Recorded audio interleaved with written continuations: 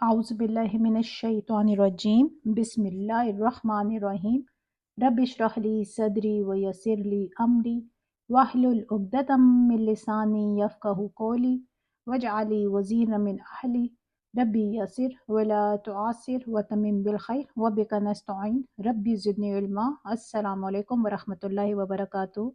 आज इंशाअल्लाह हम पारा 20 की ट्रांसलेशन करेंगे। आउज़ुबिल्लाहिमिनश्शैतानिर्रजीम बिस्मिल्लाहिर्रहमानिर्रहीम। 19 पारा में सूरह नमल स्टार्ट हो गई थी, अब 20 में ये वही सूरह नमल चल रही है। भला वो कौन है जिसने आसमान और ज़मीन को पैदा किया और तुम्हारे लिए आसमान से पानी बरसाया, फिर उसके ज़रिए से वो खुशनुमा बाग हो गए जिनके दरख्तों को उगाना तुम्हारे बस में ना था। क्या अल्लाह के साथ कोई दूसरा खुदा भी इन कामों में शरीक है? नहीं, बल्कि यही लोग राह रास्त से हटकर चले जा रहे हैं। और वो कौन है जिसने ज़मीन को जाय करार बनाया और उसके अंदर दरिया रवां किए और उसमें पहाड़ों की मेखें गाड़ दी और पानी के दो ज़ख़ीरों के दरमियान पर्दे हायल कर दिए? क्या अल्लाह के साथ कोई और खुदा भी इन कामों में शरीक है? नहीं, बल्कि इनमें से अक्सर लोग नादान हैं। कौन है जो बेकरार की दुआ सुनता है जबकि वो उसे पुकारे, और कौन उसकी तकलीफ रफ़ा करता है? और कौन है जो तुम्हें ज़मीन का खलीफा बनाता है? क्या अल्लाह के साथ कोई और खुदा भी ये काम करने वाला है? तुम लोग कम ही सोचते हो। और वो कौन है जो खुश्की और समुंदर की तारीकियों में तुमको रास्ता दिखाता है? और कौन अपनी रहमत के आगे हवाओं को खुशखबरी लेकर भेजता है? क्या अल्लाह के साथ कोई दूसरा खुदा भी ये काम करता है? बहुत बाला बरतर है अल्लाह उस शिरक से जो ये लोग करते हैं। और वो कौन है जो खल की इब्तिदा करता और फिर उसका इआदा करता है? और कौन तुमको आसमान और ज़मीन से रिस्क देता है? क्या अल्लाह के साथ कोई और खुदा भी इन कामों में हिस्सेदार है? कहो कि लाओ अपनी दलील अगर तुम सच्चे हो। इनसे कहो अल्लाह के सिवा आसमान और ज़मीन में कोई गैब का इल्म नहीं रखता और वो नहीं जानते कि कब वो उठाए जाएंगे।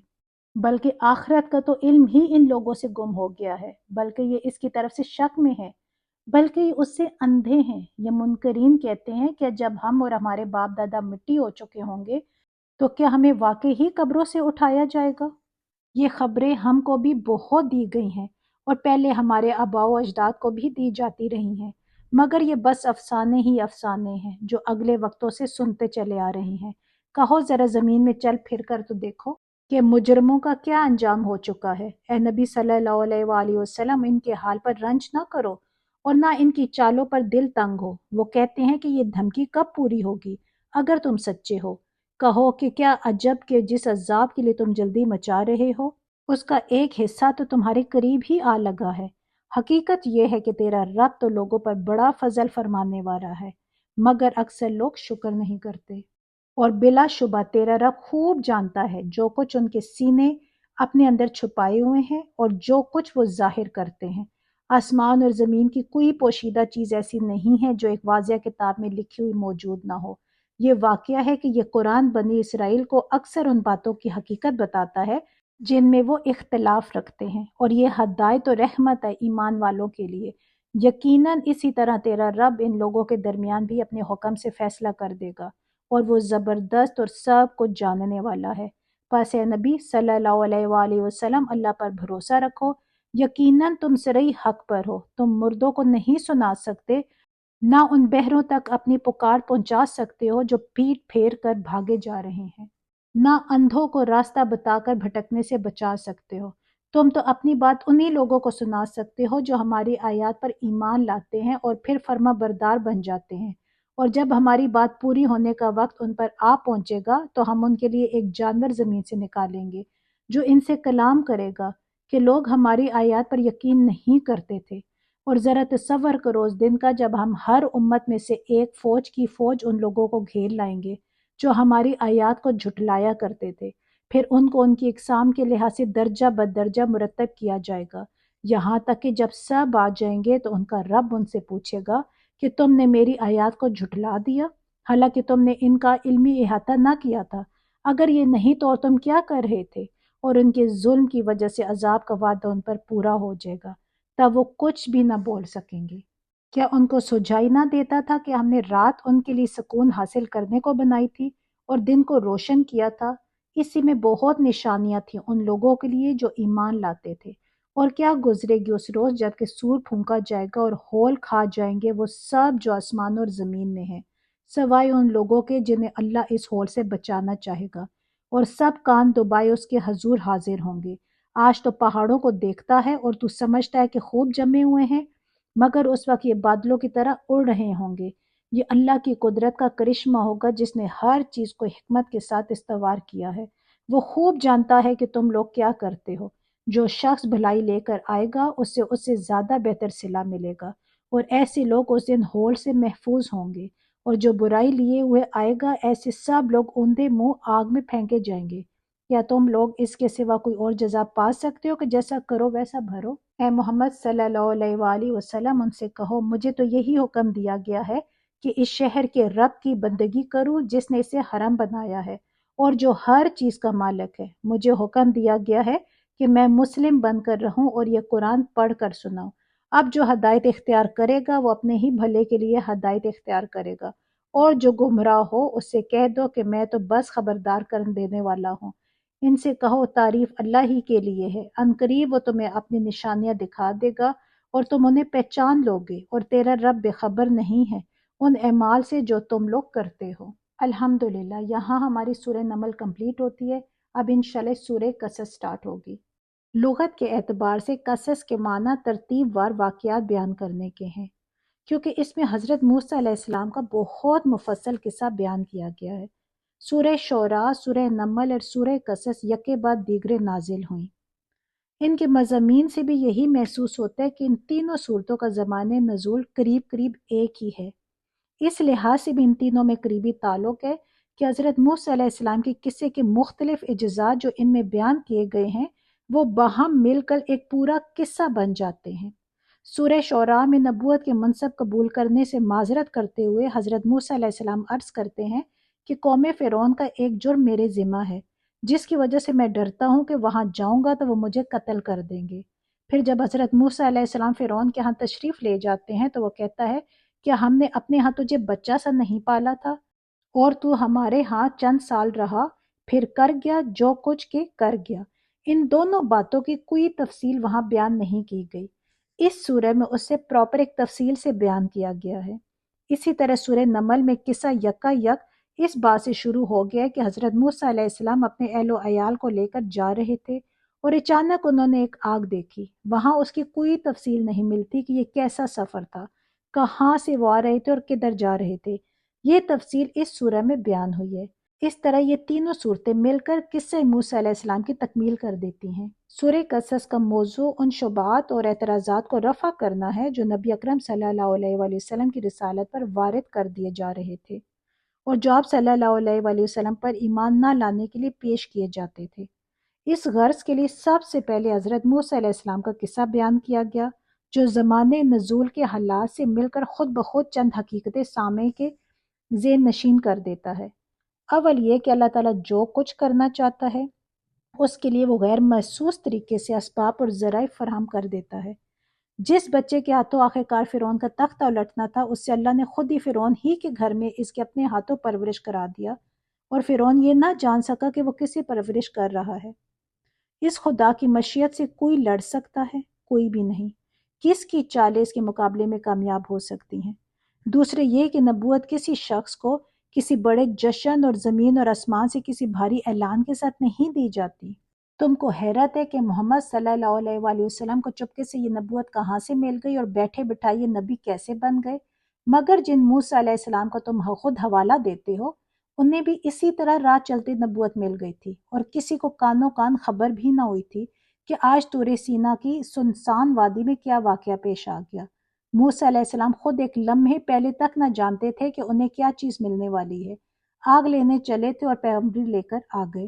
تیسرے یہ کہ جس بندے سے خدا کوئی کام لینا چاہتا ہے وہ بغیر کسی لاؤ لشکر اور سر و سامان کے اٹھتا ہے، کوئی اس کا مددگار نہیں ہوتا، کوئی طاقت بظاہر اس کے پاس نہیں ہوتی، مگر بڑے بڑے لاؤ لشکر اور سر و سامان والے آخرکار اس کے مقابلے میں دھرے کے دھرے رہ جاتے ہیں۔ جو نسبت آج تم اپنے اور محمد صلی اللہ علیہ وآلہ وسلم کے درمیان پا رہے ہو اس سے بہت زیادہ فرق موسیٰ علیہ السلام اور فرعون کی طاقت کے درمیان تھا، مگر دیکھ لو کہ آخر کون جیتا اور کون ہارا۔ چوتھے یہ کہ تم لوگ بار بار موسیٰ علیہ السلام کا حوالہ دیتے ہو کہ محمد صلی اللہ علیہ وآلہ وسلم کو وہ کچھ کیوں نہ دیا گیا جو موسیٰ علیہ السلام کو دیا گیا تھا، یعنی عصا اور ید بیضا اور دوسرے کھلے کھلے معجزے۔ گویا تم ایمان لانے کو تو تیار بیٹھے ہو، بس انتظار ہے تو یہ کہ تمہیں وہ معجزے دکھائے جائیں جو موسیٰ علیہ السلام نے فرعون کو دکھائے تھے۔ مگر تمہیں کچھ معلوم بھی ہے کہ جن لوگوں کو وہ معجزے دکھائے گئے تھے انہوں نے کیا کیا تھا؟ وہ انہیں دیکھ کر بھی ایمان نہ لائے۔ انہوں نے کہا تو یہ کہا کہ یہ جادو ہے، کیونکہ وہ حق کے خلاف ہر دھرمی اور عناد میں مبتلا تھے۔ اسی مرض میں آج تم مبتلا ہو۔ کیا تم اسی طرح کے معجزے دے کر ایمان لے آؤ گے؟ پھر تمہیں کچھ یہ بھی خبر ہے کہ جن لوگوں نے وہ معجزے دے کر حق کا انکار کیا تھا ان کا انجام کیا ہوا؟ آخرکار اللہ نے انہیں تباہ کر کے چھوڑا۔ اب کیا تم بھی ہر دھرمی کے ساتھ معجزہ مانگ کر اپنی شامت بلانا چاہتے ہو؟ یہ وہ باتیں جو کسی تصریح کے بغیر آپ ہر اس شخص کے ذہن میں اتر جاتی تھی جو مکہ کے کافرانہ ماحول میں اس قصے کو سنتا تھا، کیونکہ اس وقت محمد صلی اللہ علیہ وآلہ وسلم اور کفار مکہ کے درمیان ویسی ہی ایک کشمکش برپا تھی جیسی اس سے پہلے فرعون اور حضرت موسیٰ علیہ السلام کے درمیان برپا ہو چکی تھی۔ اور ان حالات میں یہ قصہ سنانے کے معنی یہ تھے کہ اس کا ہر جز وقت کے حالات پر خود بخود چسپاں ہوتا چلا جائے، خواہ ایک لفظ بھی ایسا نہ کہا جائے جسے معلوم ہو کہ کسی کا کون سا جز اس وقت کس معاملے پر چسپاں ہو رہا ہے۔ پھر اس کے بعد 5ویں رکوع سے اصل موضوع پر براہ راست کلام شروع ہوتا ہے۔ پہلے اس بات کو محمد صلی اللہ علیہ وآلہ وسلم کی نبوت کے ایک ثبوت قرار دیا جاتا ہے کہ آپ صلی اللہ علیہ وآلہ وسلم امی ہونے کے باوجود 2000 برس پہلے گزرا ہوا ایک تاریخی واقعہ اس تفصیل کے ساتھ منوعان سنا رہے ہیں، حالانکہ آپ کے شہر اور آپ کی برادری کے لوگ خوب جانتے تھے کہ آپ کے پاس ان معلومات کے حاصل ہونے کا کوئی ایسا ذریعہ نہیں ہے جس کی وہ نشاندہی کر سکے۔ پھر آپ کے نبی بنائے جانے کو ان لوگوں کے حق میں اللہ کی ایک رحمت قرار دیا جاتا ہے کہ وہ غفلت میں پڑے ہوئے تھے اور اللہ نے ان کی ہدایت کے لیے یہ انتظام کیا۔ پھر ان کے اس اعتراض کا جواب دیا جاتا ہے جو بار بار وہ پیش کرتے تھے کہ یہ نبی وہ معجزے کیوں نہ لایا جو اس سے پہلے موسیٰ علیہ السلام لائے تھے۔ ان سے کہا جاتا ہے کہ موسیٰ جن کے متعلق تم خود مان رہے ہو کہ وہ خدا کی طرف سے معجزے لائے تھے، انہیں کو تم نے کب مانا ہے کہ اب اس نبی کے سے معجزے کا مطالبہ کرتے ہو؟ خواہشات نفس کی بندگی نہ کرو تو حق اب بھی تمہیں نظر آ سکتا ہے، لیکن اگر اس مرض میں تم مبتلا رہو تو خواہ کوئی بھی معجزہ آ جائے تمہاری آنکھیں نہیں کھل سکتی۔ پھر اس کے بعد کفار مکہ کو اس واقعے پر عبرت و شرم دلائی گئی ہے جو اسی زمانے میں پیش آیا تھا کہ باہر سے کچھ عیسائی مکہ آئے اور نبی اکرم صلی اللہ علیہ وآلہ وسلم سے قرآن سن کر ایمان لے آئے، مگر مکے کے لوگ اپنے گھر کی اس نعمت سے مستفید تو کیا ہوتے، ان کے ابو جال نے الٹی ان لوگوں کی کھلم کھلا بے عزتی کی۔ آخر میں کفار مکہ کی اس اصل عذر کو لیا جاتا ہے جو نبی اکرم صلی اللہ علیہ وآلہ وسلم کی بات نہ ماننے کے لیے وہ پیش کرتے تھے۔ ان کا کہنا یہ تھا کہ اگر ہم اہل عرب کے دین شرک کو چھوڑ کر اس نئے دین توحید کو قبول کر لیں تو یکا یک اس ملک سے ہماری مذہبی، سیاسی اور معاشی چودراہٹ ختم ہو جائے گی، اور ہمارا حال یہ ہوگا کہ عرب کے سب سے زیادہ بااثر قبیلے کی حیثیت کھو کر اس سرزمین میں ہمارے لیے کوئی جائے پناہ تک باقی نہیں رہے گی۔ یہ چونکہ سرداران قریش کی حق دشمنی کا اصل محرک تھا، اور باقی سارے شبہات اور اعتراضات محض بہانے تھے جو وہ عوام کو فریب دینے کے لیے تراشتے تھے۔ اسی لیے اللہ تعالیٰ نے اس پر آخر صورت تک مفصل کلام فرمایا ہے اور اس کے ایک ایک پہلو پر روشنی ڈال کر نہایت حکیمانہ طریقے سے ان تمام بنیادی امراض کا مداوع کیا ہے جن کی وجہ سے یہ لوگ حق اور باطل کا فیصلہ دنیاوی مفاد کے نقطہ نظر سے کرتے تھے۔ اب انشاءاللہ سورہ کی ٹرانسلیشن سٹارٹ کرتے ہیں۔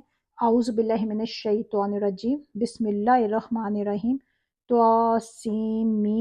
یہ کتاب مبین کی آیات ہیں۔ ہم موسیٰ علیہ السلام اور فرعون کا کچھ حال ٹھیک ٹھیک تمہیں سناتے ہیں، ایسے لوگوں کے فائدے کے لیے جو ایمان لائے۔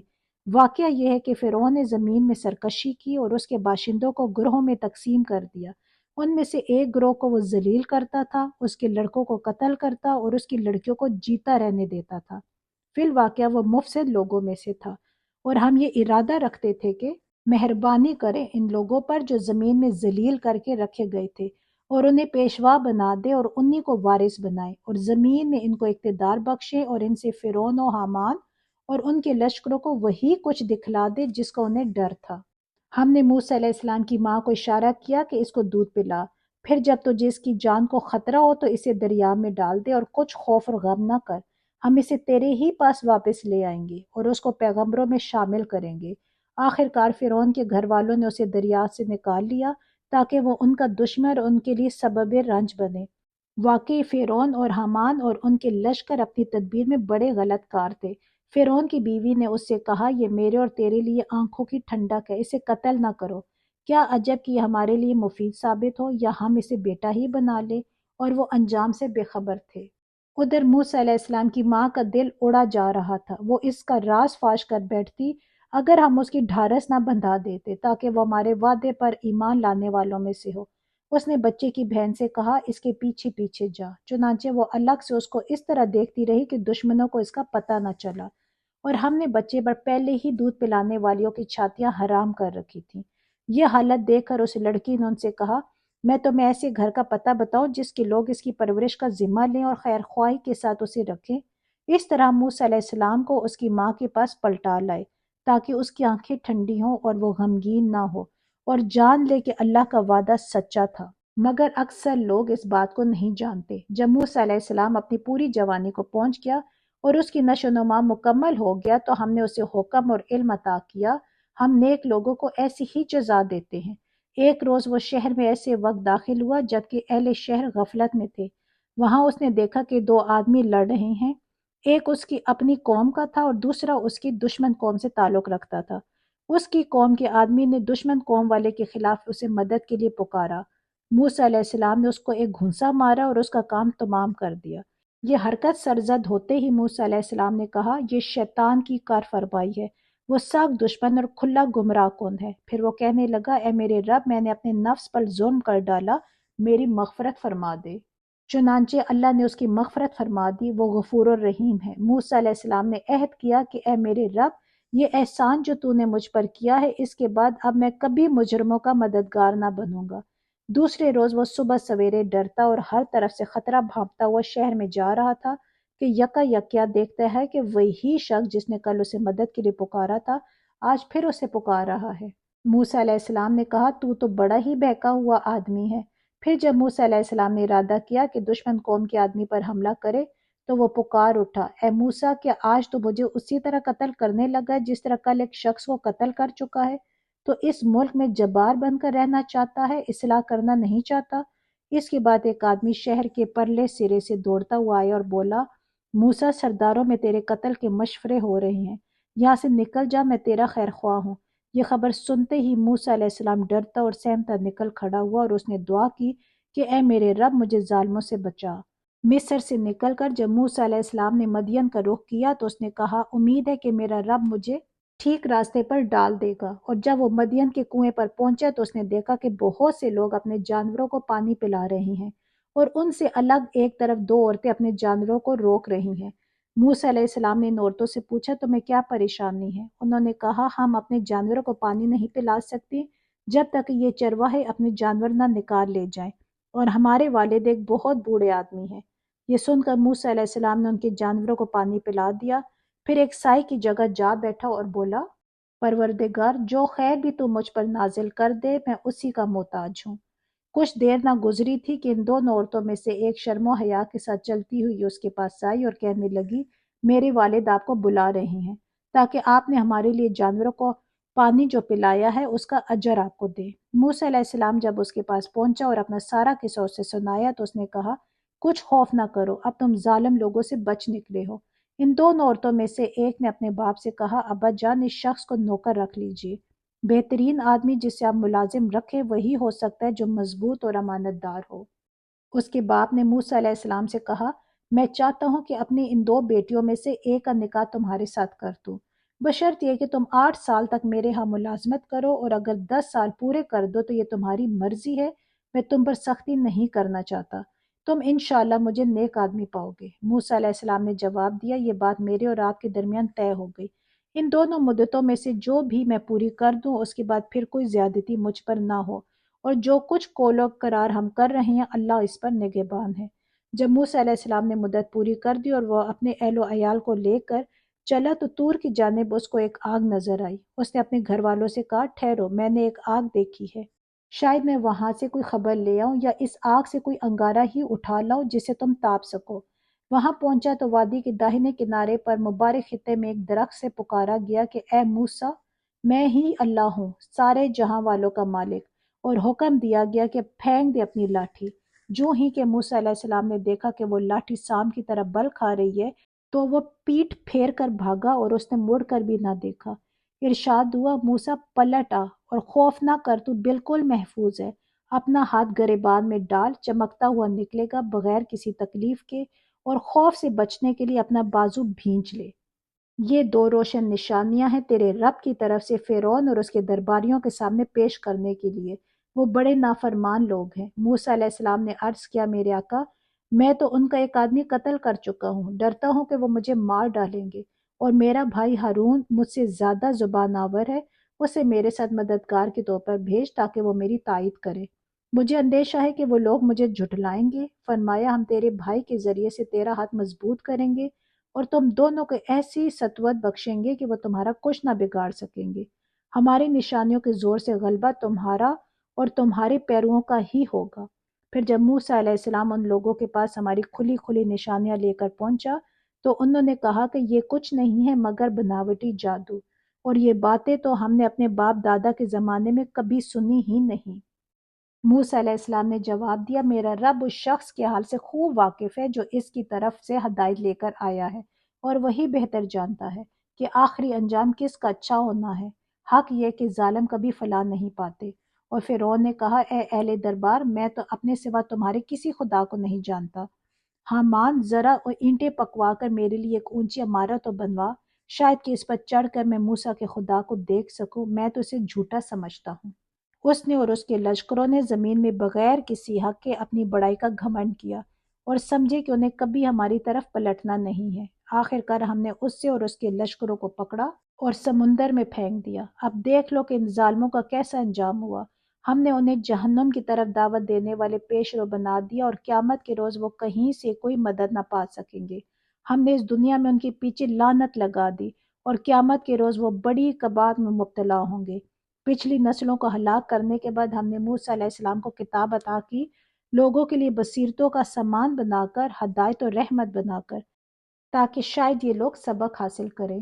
اے محمد صلی اللہ علیہ وآلہ وسلم، تم اس وقت مغربی گوشے میں موجود نہ تھے جب ہم نے موسیٰ علیہ السلام کو یہ فرمان شریعت عطا کیا، اور نہ تم شاہدین میں شامل تھے، بلکہ اس کے بعد تمہارے زمانے تک ہم بہت سی نسلیں اٹھا چکے ہیں، اور ان پر بہت زمانہ گزر چکا ہے۔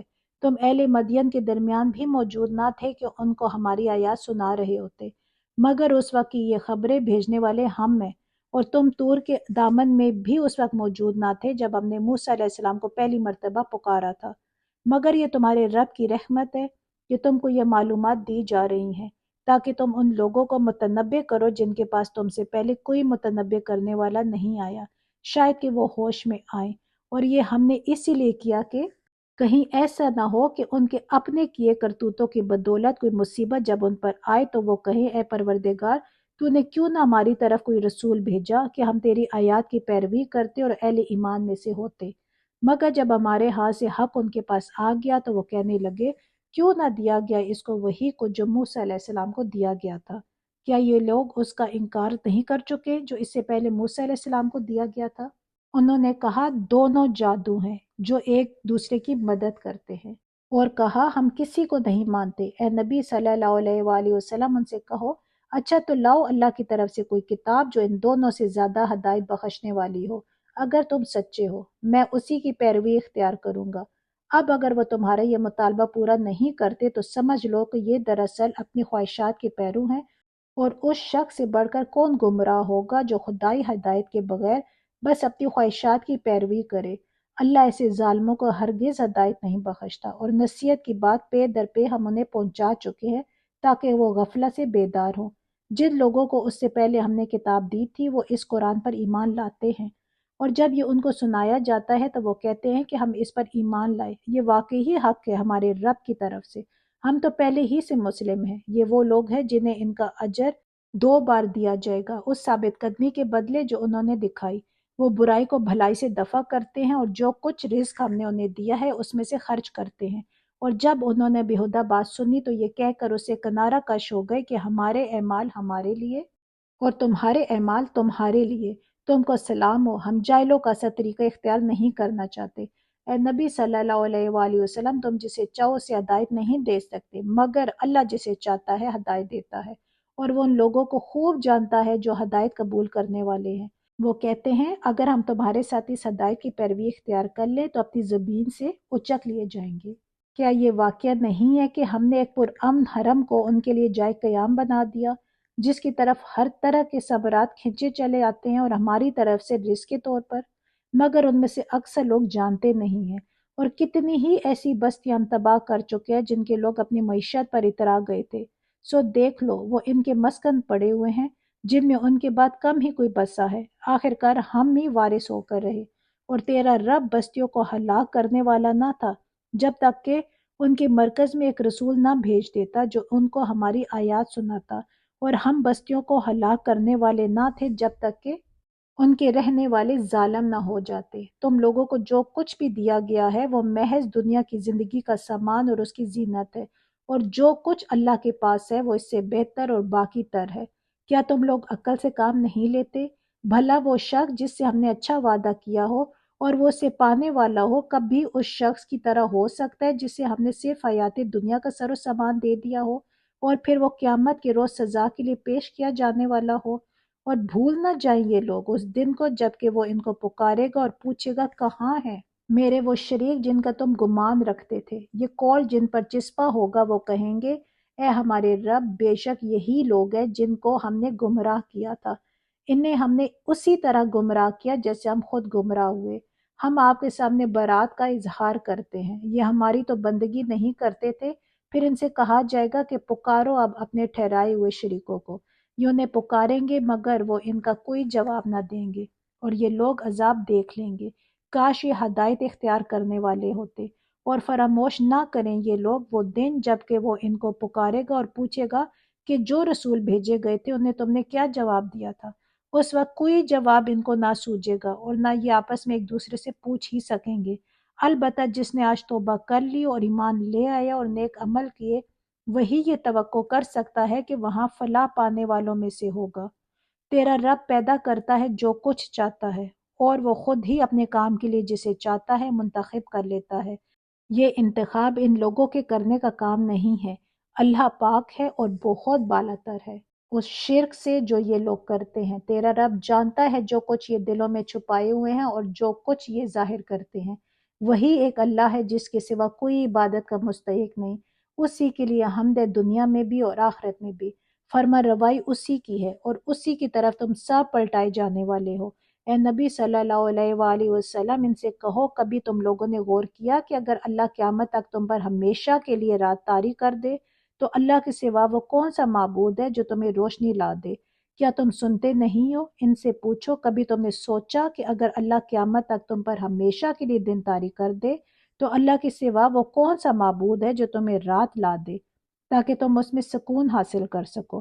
کیا تم کو سوچتا نہیں؟ یہ اسی کی رحمت ہے کہ اس نے تمہارے لیے رات اور دن بنائے تاکہ تم رات میں سکون حاصل کرو اور دن کو اپنے رب کا فضل تلاش کرو، شاید کہ تم شکر گزار بنو۔ یاد رکھیں یہ لوگ وہ دن جب کہ وہ انہیں پکارے گا پھر پوچھے گا کہاں ہے میرے وہ شریک جن کا تم گمان رکھتے تھے، اور ہم ہر امت میں سے ایک گواہ نکال لیں گے، پھر کہیں گے کہ لاؤ اب اپنی دلیل۔ اس وقت انہیں معلوم ہو جائے گا کہ حق اللہ کی طرف ہے، اور گم ہو جائیں گے ان کے وہ سارے جھوٹ جو انہوں نے گھڑ رکھے تھے۔ یہ ایک واقعہ ہے کہ قارون موسیٰ علیہ السلام کی قوم کا ایک شخص تھا، پھر وہ اپنی قوم کے خلاف سرکش ہو گیا، اور ہم نے اس کو اتنے خزانے دے رکھے تھے کہ ان کی کنجیاں طاقتور آدمیوں کی ایک جماعت مشکل سے اٹھا سکتی تھی۔ ایک دفعہ جب اس کی قوم کے لوگوں نے اس سے کہا پھول نہ جا، اللہ پھولنے والوں کو پسند نہیں کرتا، جو مال اللہ نے تجھے دیا ہے اس سے آخرت کا گھر بنانے کی فکر کر اور دنیا میں سے بھی اپنا حصہ فراموش نہ کر۔ احسان کر جس طرح اللہ نے تیرے ساتھ احسان کیا ہے، اور زمین میں فساد برپا کرنے کی کوشش نہ کر، اللہ مفسدوں کو پسند نہیں کرتا۔ تو اس نے کہا یہ سب کچھ تو مجھے اس علم کی بنا پر دیا گیا ہے جو مجھ کو حاصل ہے۔ کیا اس کو یہ علم نہ تھا کہ اللہ اس سے پہلے بہت سے ایسے لوگوں کو ہلاک کر چکا ہے جو اس سے زیادہ قوت اور جمعیت رکھتے تھے؟ مجرموں سے تو ان کے گناہ نہیں پوچھے جاتے۔ ایک روز وہ اپنی قوم کے سامنے اپنے پورے ٹھاٹھ میں نکلا۔ جو لوگ حیات دنیا کے طالب تھے وہ اسے دیکھ کر کہنے لگے کاش ہمیں بھی وہی کچھ ملتا جو قارون کو دیا گیا ہے، یہ تو بڑا نصیبے والا ہے۔ مگر جو لوگ علم رکھنے والے تھے وہ کہنے لگے، افسوس تمہارے حال پر، اللہ کا ثواب بہتر ہے اس شخص کے لیے جو ایمان لائے اور نیک عمل کرے، اور یہ دولت نہیں ملتی مگر صبر کرنے والوں کو۔ آخرکار ہم نے اسے اور اس کے گھر کو زمین میں دھنسا دیا، پھر کوئی اس کے حامیوں کا گروہ نہ تھا جو اللہ کے مقابلے میں اس کی مدد کو آتا، اور نہ وہ خود اپنی مدد آپ کر سکا۔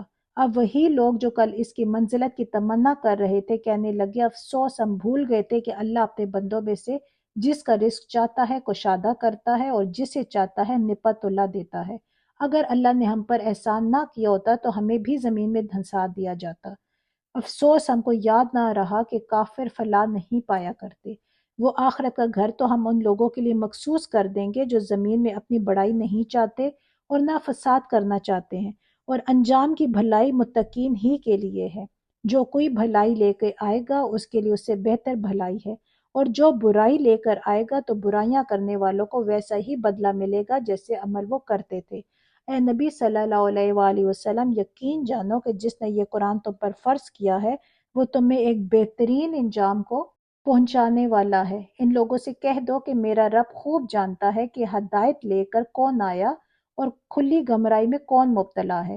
تم اس بات کے ہرگز امیدوار نہ تھے کہ تم پر کتاب نازل کی جائے گی، یہ تو محض تمہارے رب کی مہربانی سے تم پر نازل ہوئی ہے، پس تم کافروں کے مددگار نہ بنو، اور ایسا کبھی نہ ہونے پائے کہ اللہ کی آیات جب تم پر نازل ہوں تو کفار تمہیں ان سے باز رکھیں۔ اپنے رب کی طرف دعوت دو اور ہرگز مشرکوں میں شامل نہ ہو، اور اللہ کے ساتھ کسی دوسرے معبود کو نہ پکارو، اس کے سوا کوئی معبود نہیں ہے۔ ہر چیز ہلاک ہونے والی ہے سوائے اس کی ذات کے، فرما روائی اسی کی ہے اور اسی کی طرف تم سب پلٹائے جانے والے ہو۔ الحمدللہ، یہاں سورہ قصص کمپلیٹ ہوتی ہے۔ اب انشاءاللہ سورہ عنکبوت شروع ہوگی۔ یہ سورہ ہجرت حبشہ سے کچھ پہلے نازل ہوئی تھی اور اس دور کے حالات کی نشاندہی کرتی ہے جس میں ہجرت حبشہ واقع ہوئی تھی۔ سورت کے پڑھتے ہوئے محسوس ہوتا ہے کہ اس کے نزول کا زمانہ مکہ معظمہ میں مسلمانوں پر بڑے مصائب کا زمانہ تھا۔ کفار کی طرف سے اسلام کی مخالفت پورے زور و شور سے ہو رہی تھی اور ایمان لانے والوں پر سخت ظلم و ستم توڑے جا رہے تھے۔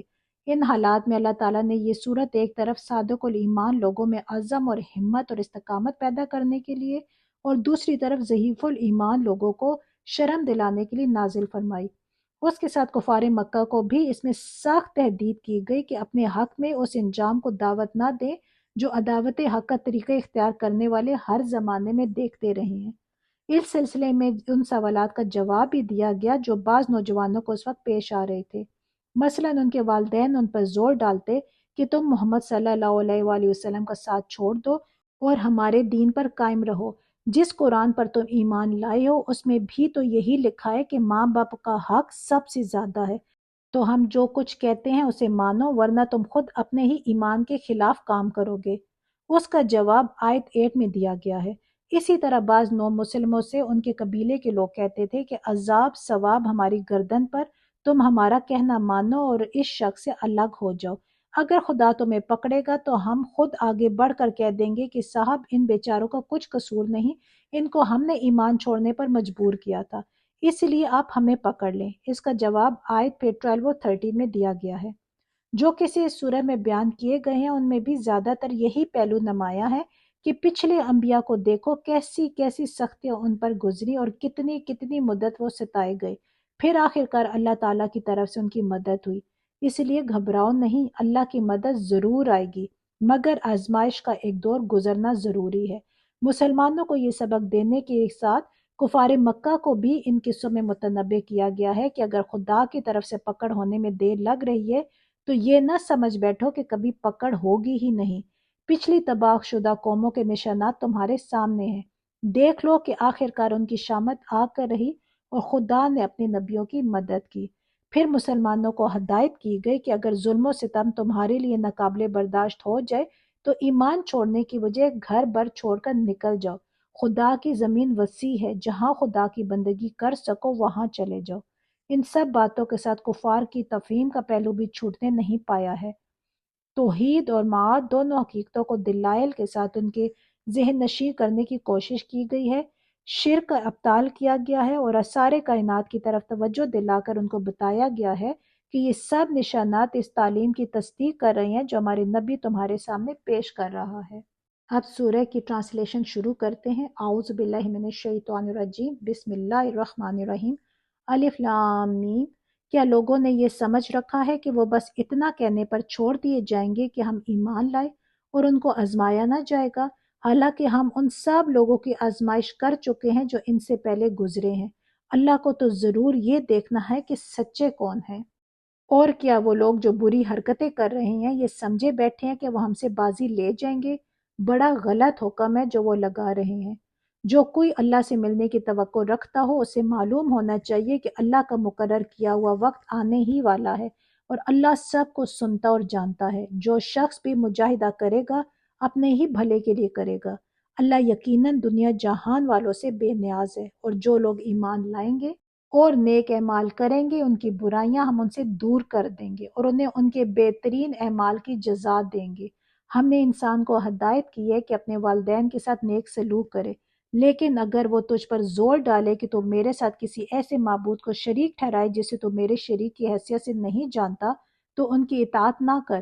میری ہی طرف تم سب کو پلٹ کر آنا ہے، پھر میں تم کو بتاؤں گا کہ تم کیا کرتے رہے ہو۔ اور جو لوگ ایمان لائے ہوں گے اور جنہوں نے نیک اعمال کیے ہوں گے ان کو ہم ضرور صالحین میں داخل کریں گے۔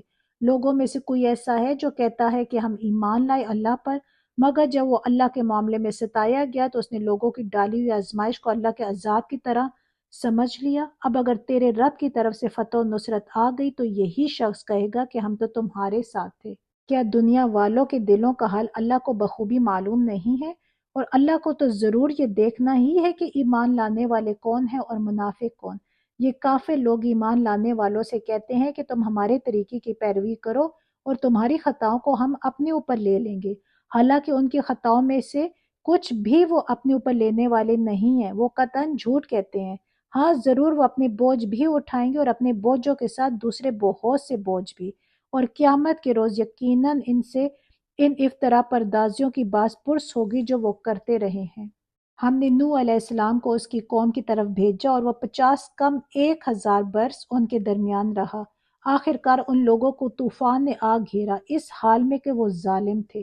پھر نوح علیہ السلام اور کشتی والوں کو ہم نے بچا لیا اور اسے دنیا والوں کے لیے ایک نشان عبرت بنا کر رکھ دیا، اور ابراہیم علیہ السلام کو بھیجا جبکہ اس نے اپنی قوم سے کہا اللہ کی بندگی کرو اور اس سے ڈرو، یہ تمہارے لیے بہتر ہے اگر تم جانو۔ تم اللہ کو چھوڑ کر جنہیں پوج رہے ہو وہ تو محض بت ہیں اور تم ایک جھوٹ گھڑ رہے ہو۔ در حقیقت اللہ کے سوا جن کی تم پرستش کرتے ہو وہ تمہیں کوئی رزق بھی دینے کا اختیار نہیں رکھتے۔ اللہ سے رزق مانگو اور اسی کی بندگی کرو اور اس کا شکر ادا کرو، اسی کی طرف تم پلٹائے جانے والے ہو۔ اور اگر تم جھٹلاتے ہو تو تم سے پہلے بہت سی قومیں جھٹلا چکی ہیں اور رسول صلی اللہ علیہ وآلہ وسلم پر صاف صاف پیغام پہنچا دینے کے سوا کوئی ذمہ داری نہیں ہے۔ کیا ان لوگوں نے کبھی دیکھا ہی نہیں ہے کہ اللہ کس طرح خلق کی ابتدا کرتا ہے پھر اس کا اعادہ کرتا ہے؟ یقیناً یہ اعادہ تو اللہ کے لیے آسان تر ہے۔ ان سے کہو کہ زمین میں چلو پھرو اور دیکھو کہ اس نے کس طرح خلق کی ابتدا کی ہے، پھر اللہ بارے دیگر بھی زندگی بخشے گا۔ یقیناً اللہ ہر چیز پر قادر ہے، جسے چاہے سزا دے اور جس پر چاہے رحم فرمائے۔ اسی کی طرف تم پھیرے جانے والے ہو، تم نہ زمین میں عاجز کرنے والے ہو نہ آسمان میں، اور اللہ سے بچانے والا کوئی سرپرست اور مددگار تمہارے لیے نہیں ہے۔ جن لوگوں نے اللہ کی آیات کا اور اس سے ملاقات کا انکار کیا ہے وہ میری رحمت سے مایوس ہو چکے ہیں اور ان کے لیے دردناک سزا ہے۔ پھر اس کی قوم کا جواب اس کے سوا کچھ نہ تھا کہ انہوں نے کہا کہ قتل کر دو اسے یا جلا ڈالو اس کو۔ آخر کار اللہ نے اسے آگ سے بچا لیا، یقیناً اس میں نشانیاں ہیں ان لوگوں کے لیے جو ایمان لانے والے ہیں۔ اور اس نے کہا تم نے دنیا کی زندگی میں تو اللہ کو چھوڑ کر بتوں کو اپنے درمیان محبت کا ذریعہ بنا لیا ہے، مگر قیامت کے روز تم ایک دوسرے کا انکار اور ایک دوسرے پر لعنت کرو گے اور آگ تمہارا ٹھکانہ ہوگی اور کوئی تمہارا مددگار نہ ہوگا۔ اس وقت لوط علیہ السلام نے اس کو مانا اور ابراہیم علیہ السلام نے کہا میں اپنے رب کی طرف ہجرت کرتا ہوں، وہ زبردست ہے اور حکیم ہے، اور ہم نے اسحاق اور یعقوب جیسی اولاد عنایت فرمائی اور اس کی نسل میں نبوت اور کتاب رکھ دی، اور اسے دنیا میں اس کا اجر عطا کیا اور آخرت میں وہ یقیناً صالحین میں سے ہوگا۔ اور ہم نے لوط علیہ السلام کو بھیجا جبکہ اس نے اپنی قوم سے کہا، تم تو وہ فحش کام کرتے ہو جو تم سے پہلے دنیا والوں میں سے کسی نے نہیں کیا۔ کیا تمہارا حال یہ ہے کہ مردوں کے پاس جاتے ہو اور رہزنی کرتے ہو اور اپنی مجلسوں میں برے کام کرتے ہو؟ پھر کوئی جواب اس کی قوم کے پاس اس کے سوا نہ تھا کہ انہوں نے کہا، لے آ اللہ کا عذاب اگر تو سچا ہے۔ لوط علیہ السلام نے کہا، اے میرے رب، ان مفسد لوگوں کے مقابلے میں میری مدد فرما۔ اور جب ہمارے فرستادے ابراہیم علیہ السلام کے پاس بشارت لے کر پہنچے تو انہوں نے اس سے کہا، ہم اس بستی کے لوگوں کو ہلاک کرنے والے ہیں، اس کے لوگ سخت ظالم ہو چکے ہیں۔ ابراہیم علیہ السلام نے کہا، وہاں تو لوط موجود ہے۔ انہوں نے کہا، ہم خوب جانتے ہیں کہ وہاں کون کون ہے، ہم اس سے اس کی بیوی کے سوا اس کے باقی سب گھر والوں کو بچا لیں گے۔ اس کی بیوی پیچھے رہ جانے والوں میں سے تھی۔ پھر جب ہمارے فرستادے لوط علیہ السلام کے پاس پہنچے تو ان کی آمد پر وہ سخت پریشان اور دل تنگ ہوا۔ انہوں نے کہا، نہ ڈرو اور نہ رنج کرو، ہم تمہیں اور تمہارے گھر والوں کو بچا لیں گے، سوائے تمہاری بیوی کے جو پیچھے رہ جانے والوں میں سے ہے۔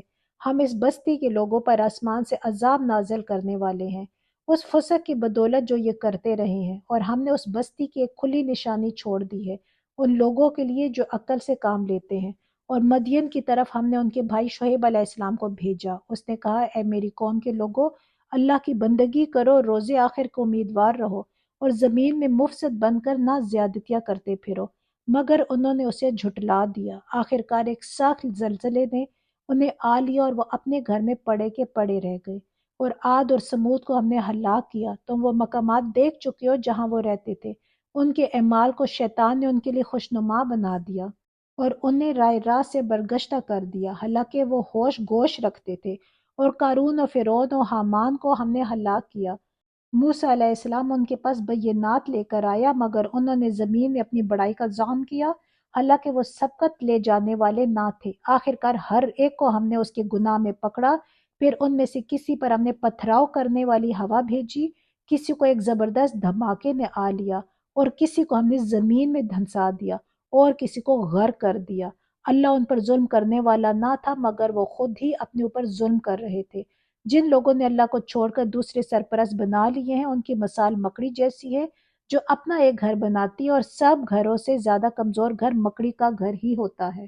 کاش یہ لوگ علم رکھتے۔ یہ لوگ اللہ کو چھوڑ کر جس چیز کو بھی پکارتے ہیں، اللہ اسے خوب جانتا ہے، اور وہی زبردست و رقیم ہے۔ یہ مثالیں ہم لوگوں کی فہمائش کے لیے دیتے ہیں، مگر ان کو وہی لوگ سمجھتے ہیں جو علم رکھنے والے ہیں۔ اللہ نے آسمانوں اور زمین کو برحق پیدا کیا ہے، در حقیقت اس میں ایک نشانی ہے اہل ایمان کے لیے۔ الحمدللہ، اللہ کے فضل سے آج ہمارا پارہ 20 بھی کمپلیٹ ہوا۔ اللہ تعالیٰ سے دعا ہے کہ اللہ کے دین کے راستے میں ہماری ایک چھوٹی سی کوشش ہے، اللہ تعالیٰ اس کو اپنی بارگاہ میں قبول فرمائے، میرے لیے، اب سب کے لیے، اسپیشلی ہم سب کے والدین کے لیے اس کو صدقہ جاریہ بنائے۔ اور اللہ سے دعا ہے کہ میرے بولنے میں یا پڑھنے میں کوئی غلطی ہو گئی ہو یا کوئی ہم سے بے ادبی ہو گئی ہو تو اللہ تعالیٰ ہم سب کو معاف کرے اور ہم سب کے علموں میں اضافہ فرمائے، آمین۔ السلام علیکم ورحمۃ اللہ وبرکاتہ۔